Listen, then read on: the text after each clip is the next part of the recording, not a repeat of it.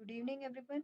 This is Meenakshi बोरी before you. अगर आप मुझसे साइंस या बायोलॉजी पढ़ना चाहते हैं, Telegram, Insta, Twitter, Facebook page है मीनाक्षी एडू पॉइंट, आप फॉलो कर सकते हैं।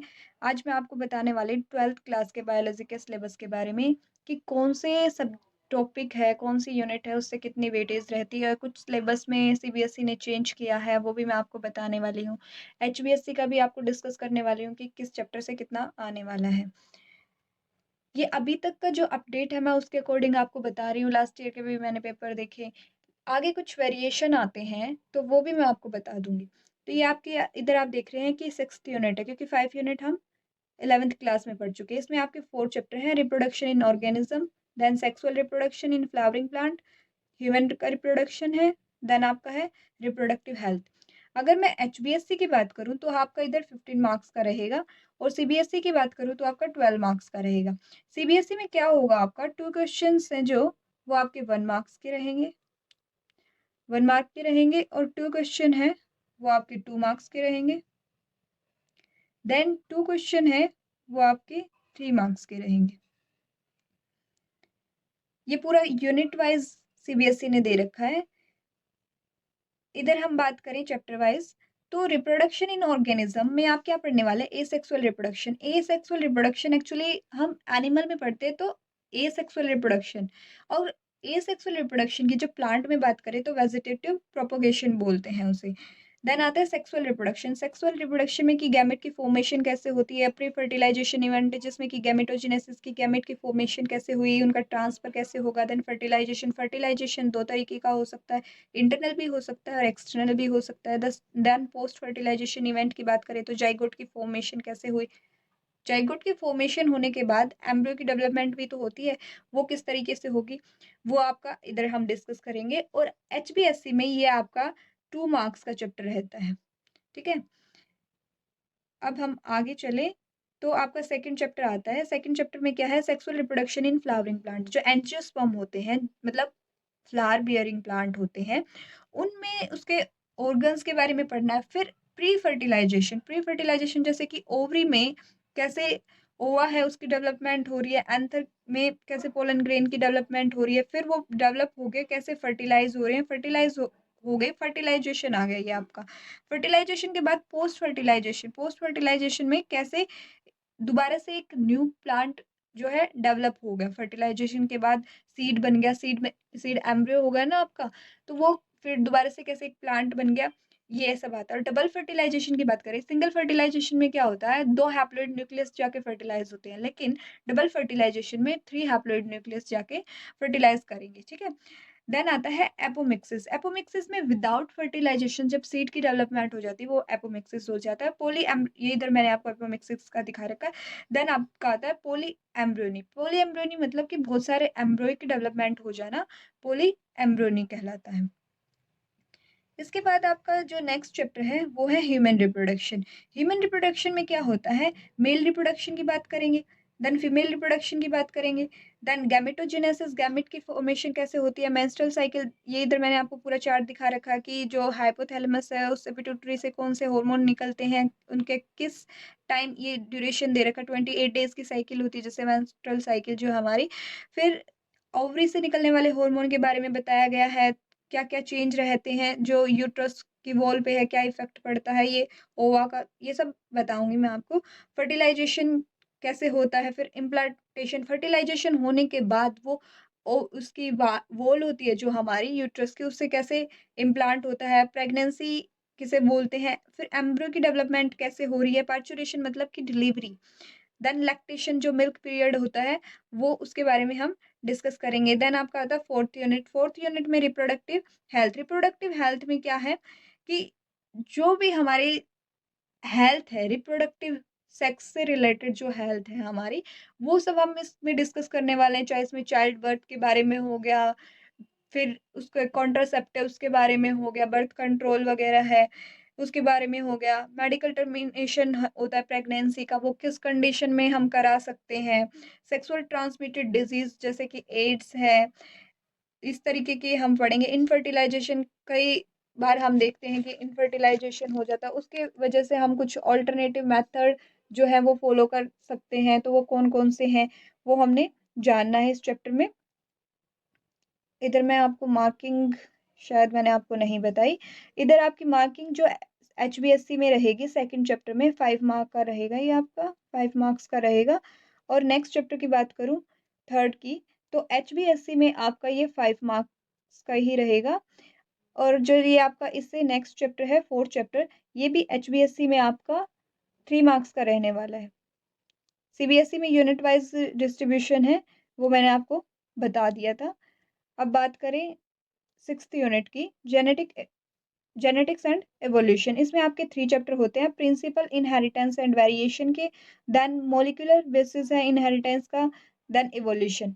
अगर मैं आपको CBSE का बता दूं तो ये आपका 20 मार्क्स का रहेगा, और HBSC का मैं आपको बोलूँ तो ये आपका टोटल 14 मार्क्स का रहेगा। चैप्टर वाइज डिस्ट्रीब्यूशन मैं आपका इधर बता देती हूँ। इधर आपका जो 5 मार्क्स का ये रहेगा HBSC में, देन 6 मार्क्स का आपका 6 चैप्टर रहेगा, और 3 मार्क्स का आपका 7 चैप्टर रहेगा। इसमें हो सकता है कि 2 नंबर का एक क्वेश्चन है आपका, 1 नंबर का एक क्वेश्चन नहीं, या हो सकता है तीनों 1-1 मार्क्स के आ जाए। तो ये फिक्स नहीं है कितने मार्क्स का आने वाला। लेकिन जब मैं CBSE की बात करती हूँ, तो इधर CBSE में 2 क्वेश्चन आपके 1 मार्क के रहने वाले हैं, 2 क्वेश्चंस आपके 1 मार्क के रहने वाले हैं, 2 क्वेश्चंस हैं जो आपके 2 मार्क्स के रहने वाले हैं, 3 क्वेश्चंस हैं वो आपके 3 मार्क्स के रहने वाले हैं, और 1 क्वेश्चन है आपका 5 मार्क का आने वाला है पूरी यूनिट से। ठीक है, अब हम आगे चलते हैं। चैप्टर वाइज मैं आपको बता देती हूँ क्या क्या पढ़ेंगे आप। Principle of inheritance and variation में आपका मेंडल के लॉ है इनहेरिटेंस का, फिर इनहेरिटेंस 1 जीन की थ्योरी है, देन 2 जीन की थ्योरी है, 1 जीन की जैसे इधर दिखा रखी है मैंने, 2 जीन की इधर दिखा रखी है। देन सेक्सुअल डिटर्मिनेशन की, ये कैसे पता चलता है कि ये मेल बने या ये फीमेल बने, ये भी पता कैसे चलता है कि ये जीन के बेसिस पे पता चलता है। जीन में म्यूटेशन हो जाती है, कब एडवांटेज होता है म्यूटेशन का, कब डिसएडवांटेज होता है, डिसएडवांटेज से कुछ डिसऑर्डर हो सकते हैं, वो हम इस चैप्टर में जानेंगे। देन आपका 6th जो चैप्टर है, इसमें molecular basis of inheritance, molecule DNA के बारे में पढ़ेंगे, डीएनए से रिलेटेड थ्योरीज हैं वो पढ़ेंगे, आरएनए वर्ल्ड के बारे में, आरएनए क्या है वो पढ़ना है, रेप्लिकेशन, जो हमारा डीएनए है उसकी रेप्लिका बन जाती है, वो रेप्लिकेशन होता है। ट्रांसक्रिप्शन की बात करें तो इसमें एमआरएनए की फॉर्मेशन होती है डीएनए के स्टैंड से, जैसे ये इधर हो रही है। ठीक है, इसके बाद आता है ट्रांसलेशन, जिसमें कि आपकी जो ये एमआरएनए था इससे प्रोटीन की सिंथेसिस हो जाती है। ह्यूमन जीनोम प्रोजेक्ट काफी बड़ा प्रोजेक्ट रहा है, ये पढ़ेंगे। डीएनए फिंगरप्रिंटिंग, जिससे क्रिमिनल्स का पता चलता है, जिससे हमें ये पता चलता है कि पेरेंट की टेस्टिंग करनी होती है, कई बार क्लेम कर दिया जाता है, तो वो डीएनए फिंगरप्रिंटिंग से पता चलता है। इवोल्यूशन, इवोल्यूशन में कैसे-कैसे हम इवॉल्व हुए, ह्यूमन का इवोल्यूशन पढ़ेंगे। इसमें ह्यूमन में जैसे ये ब्रेन दिखा रखा, ब्रेन का साइज़ कंटीन्यूअसली इसमें वेरिएशन आ रही है, तो किस तरीके से वेरिएशन आ गए, इन्होंने टूल्स यूज़ करना शुरू कर दिए, इनके बॉडी पोस्चर में चेंज आ गया, इस तरीके का इवोल्यूशन हमने पढ़ना है। हार्डी-विम्बर की प्रिंसिपल पढ़ना है। देन बायोलॉजिकल इवोल्यूशन है, अंदर से जो हमारे सिस्टम है वो भी तो चेंज हुए, वो भी पढ़ना, और मॉर्फोलॉजी भी हमारी चेंज हुई, वो पढ़नी है। देन एडेप्टिव रेडिएशन, मतलब एक ऑर्गेनिज्म था, इस ऑर्गेनिज्म ने अपनी जो लोकेशन चेंज कर ली, वहाँ पे उसे अलग-अलग तरीके के फूड मिलने लगे, तो इनकी जो जो बीक है, इनकी शेप किस तरीके से चेंज हो गई, वो होता है एडेप्टिव रेडिएशन की। डिफरेंट ऑर्गेनिज्म बन गए, एक ऑर्गेनिज्म से डिफरेंट स्पीशीज बन गए। ठीक है, इसमें नेचुरल सिलेक्शन भी आ जाता कि जो एनवायरनमेंट जिसे फेवर करता है वो स्पीसीज आगे चल के अपने आप को डाइवर्स कर लेती है, और जिसको नेचर मतलब फेवर नहीं करता वो डाई कर जाती है। इवोल्यूशन की थ्योरी है, ओरिजिन कैसे हुआ लाइफ का, ये हम पढ़ेंगे। देन आपका आता है 8th unit biology in human welfare. अगर मैं CBSE की बात करूं तो इधर आपका 12 मार्क्स का रहने वाला है। 12 मार्क्स में कैसे रहेगा आपका, ये आपका 1 क्वेश्चन रहेगा 1 मार्क का, देन आपके 1 क्वेश्चन रहेगा 2 मार्क्स का, देन आपके 3 क्वेश्चन रहेंगे 3 मार्क्स के। और मैं HBSC की बात करूं तो HBSC में आपका टोटल 10 मार्क्स का इस यूनिट से आने वाला है, जिसमें कि जो आपका 8th चैप्टर है 3 मार्क्स का रहेगा, 9th चैप्टर है आपका ये भी 3 मार्क्स का रहेगा, और 10th चैप्टर है ये आपका 4 मार्क्स का रहेगा। ठीक है, देन आपके 8th चैप्टर की बात करें, ह्यूमन हेल्थ एंड डिजीज, इसमें क्या है, कॉमन डिजीजेस कुछ होती है हमारे डे टू डे लाइफ में, जैसे फीवर आ जाता है, कोल्ड हो जाता है, छोटी-छोटी बीमारियाँ हमने बहुत सारी पढ़नी है इधर। देन इम्यूनिटी की बात करें, इम्यूनिटी क्या है, बीमारियों से लड़ने की जो हमारी पावर है, वो क्या है, इम्यूनिटी। जिसकी इम्यूनिटी स्ट्रॉन्ग होगी, वो अच्छे से सर्वाइव कर जाएगा, जैसे कोरोना से भी फाइट कर जाएगा जल्दी। अगर पहली बात तो इन्फेक्शन होगा नहीं उसे, इन्फेक्शन होगा तो जल्दी रिकवर भी कर सकता है अगर इम्यूनिटी स्ट्रॉन्ग है तो। देन एड्स, एड्स से हम बहुत सारे इसके सिम्पटम्स होते हैं एचआईवी के, तो ये इधर मैंने आपको दिखा रखे हैं, ये सिम्पटम हो सकते हैं। देन ड्रग्स और अल्कोहल की बात करें, ड्रग्स जो भी हम मेडिसिन होती हैं, वो भी हमारी ड्रग्स ही होती हैं, तो उनके बारे में पढ़ेंगे। कैंसर और ट्यूमर 2 चीज़ें होती हैं, इनके बारे में डिफ़रेंस क्या होता है कैंसर में और ट्यूमर में। बहुत सारे लोग ट्यूमर को ही कैंसर समझ बैठते हैं, तो वो भी हमने इधर पढ़ना है। देन आता है आपका 9th चैप्टर। 9th चैप्टर क्या है, strategy for enhancing in food production. इसमें एनिमल हस्बेंड्री में जैसे कि आपकी पोल्ट्री फार्मिंग हो गई, देन एपीकल्चर हो गया आपका, पाइसिकल्चर हो गया, ये सब पढ़ेंगे। प्लांट ब्रीडिंग की, उन प्लांट की ब्रीड करा के, जैसे कि ये 2 डीएनए दिखा रखे हैं, इनके जेनेटिक मटेरियल को ब्रीड करा के एक अच्छी क्वालिटी का हमने प्रोडक्ट तैयार करना है, वो प्लांट ब्रीडिंग में आता है। फिर सिंगल जीन प्रोटीन, इसमें प्लांट और एनिमल के दोनों के जिसके भी प्रोटीन हमने प्रोड्यूस करने होते हैं, वो हम आर्टिफिशियल मीडियम में प्रोड्यूस कर सकते हैं। देन आता है टिश्यू कल्चर। टिश्यू कल्चर में क्या है, हम एक टिश्यू लेंगे, उस टिश्यू को ही कल्चर करा के पूरा प्लांट ग्रो करा सकते हैं, ठीक है। आगे हम बात करें नेक्स्ट चैप्टर की, 10th चैप्टर है माइक्रोब्स इन ह्यूमन वेलफेयर। इसमें हाउस होल्ड प्रोडक्ट में जैसे कि हम इडली डोसा खाते हैं, ब्रेड खाते हैं, हमारे ढोकला होता है, कर्ड होती है, इसमें क्या है, ये माइक्रो ऑर्गेनिज्म अपना वर्क करते हैं। तो कौन से माइक्रो ऑर्गेनिज्म है उनके बारे में पढ़ना है, कैसे कौन से माइक्रो ऑर्गेनिज्म हमारे लिए हार्मफुल हैं, कौन से हमारे लिए यूज़फुल है, उनके बारे में जानना है। इंडस्ट्री में भी जैसे बेकरी वगैरह होती है, तो वहाँ पे भी इन सब चीज़ों का यूज़ होता है। सीवेज के ट्रीटमेंट में भी बहुत सारे माइक्रो ऑर्गेनिज्म अपना रोल प्ले करते हैं। देन बायोगैस की बात करें तो इसमें भी माइक्रो ऑर्गेनिज्म का बहुत ही स्पेसिफिक रोल रहता है। बायो फर्टिलाइजर्स की बात करें या फिर बायो कंट्रोलिंग एजेंट की बात करें, तो इनको हम चैप्टर में पढ़ने वाले हैं। देन आती है आपकी 9th यूनिट, बायोटेक्नोलॉजी। बायोटेक्नोलॉजी में आपके 2 चैप्टर हैं। बायोटेक्नोलॉजी के प्रिंसिपल और प्रोसेस पढ़नी है, एक में हमने इसकी एप्लीकेशन पढ़नी है। अगर मैं आपकी सीबीएसई की बात करूँ, तो आपकी ये यूनिट 12 मार्क्स की रहने वाली है, और इसमें कैसे रहेगा, आपके 2 क्वेश्चन रहेंगे 1 मार्क्स के, 1 मार्क के रहेंगे 2 क्वेश्चंस। देन आपका 1 क्वेश्चन आएगा 2 मार्क का। देन आपका 1 क्वेश्चन रहेंगे 3 मार्क्स के। देन आपका 1 क्वेश्चन रहेगा 5 मार्क्स। और अगर मैं एचबीएससी की बात करूँ, तो ये आपका 8 मार्क्स का रहने वाला है पूरा, जिसमें कि आपका जो 11th चैप्टर है, इससे आपके 3 मार्क्स के, और जो 12th है, इसमें 5 मार्क्स के, ठीक है। अब हम चैप्टर की तरफ फॉरवर्ड चलते हैं। इसमें जो आपका 11th चैप्टर है बायोटेक्नोलॉजी, इसके प्रिंसिपल और प्रोसेस की कौन से प्रिंसिपल हम फॉलो करके कौन सी टेक्निक लगाते हैं, वो हमने इधर पढ़ने की। कौन कौन से टूल यूज़ किए गए, इसमें प्रोसेस कौन सी यूज़ होती है, जैसे कि 4 डीएनए लिया हमने, फिर जो हमारा वेक्टर डीएनए है वो लेंगे, इसमें हम इसको इन्वेजिनेट कर देंगे, इसके साथ कंबाइन करके ऑर्गेनिज्म में डाल दिया जाता है। फिर डीएनए टेक्नोलॉजी है बहुत सारी, जैसे डीएनए फिंगरप्रिंटिंग है, और भी टेक्निक यूज़ की जाती हैं, वो सब इधर जाननी है हमने। 12th चैप्टर की बात करें तो इसमें क्या-क्या एप्लीकेशन है, कहाँ यूज़ होते हैं, जैसे कि खाने-पीने के प्रोडक्ट्स की बात करें, तो हमें जो सीज़न नहीं होता, वो भी फ्रूट आज खाने को मिलते हैं, और जो क्वांटिटी है वो भी इंक्रीज़ हो गई है। तो वो किस वजह से, बायोटेक्नोलॉजी की वजह से। मेडिसिन की बात करें तो मेडिसिन का भी इसी वजह से हम जल्दी बना पाते हैं, कम टाइम में, और अच्छी मेडिसिन तैयार कर पाते हैं, किसकी वजह से, बायोटेक्नोलॉजी की वजह से। देन ट्रांसजेनिक एनिमल की बात करें, देन कौन-सी है ट्रांसजेनिक एनिमल, डॉली। डॉली को जानते हैं आप? आपकी पड़ोसन वाली डॉली की बात नहीं कर रही मैं। डॉली एक जो है शिप थी, उसको इस टेक्निक से बनाया गया था, ट्रांसजेनिक एनिमल थी। इसके कुछ एथिकल इश्यू भी होते हैं जो हमने डिस्कस करने हैं। देन इकोलॉजी, इकोलॉजी में क्या है, ये हमारी लास्ट यूनिट है।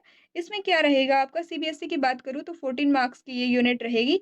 इसमें वेटेज 1 क्वेश्चन है वो आपका 1 मार्क का रहेगा, 4 क्वेश्चन है वो आपके 2 मार्क्स के रहेंगे। देन आपका 1 क्वेश्चन है वो 5 मार्क्स का रहने वाला है। अगर मैं एचबीएससी की बात करूँ तो इधर आपका 13 मार्क्स का आने वाला है।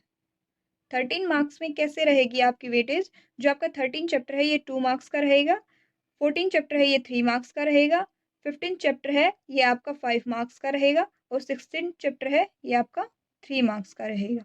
ठीक है? चैप्टर की बात करें, इसमें 13 चैप्टर है ऑर्गेनिज्म एंड पॉपुलेशन, कि किसी भी ऑर्गेनिज्म की बात कर ले, ह्यूमन की पॉपुलेशन की बात नहीं करनी है हमने, सब ऑर्गेनिज्म किसी भी एक स्पीशीज को उठा के देख सकते हैं, उसकी बात कर रहे हैं।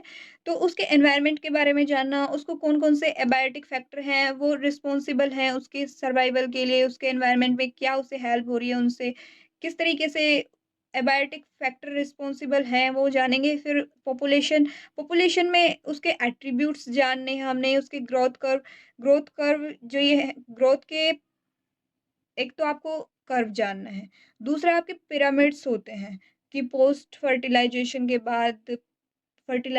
बाद और प्री फर्टिलाइजेशन में कितनी पॉपुलेशन है, उनके बेसिस पे हम पिरामिड बना देते हैं। देन एडेप्टेशन की बात करें तो कैसे कोई भी ऑर्गेनिज्म अपने एनवायरनमेंट में एडेप्ट हो जाता है, वो देखेंगे हम। देन 14th चैप्टर है हमारा इकोसिस्टम। इकोसिस्टम में क्या है, इकोसिस्टम की डेफिनेशन पढ़ेंगे। देन प्रोडक्टिविटी, कि कितनी प्रोडक्शन हो रही है, प्रोडक्ट ऑर्गेनिज्म कितने प्रोड्यूस हो जा रहे हैं।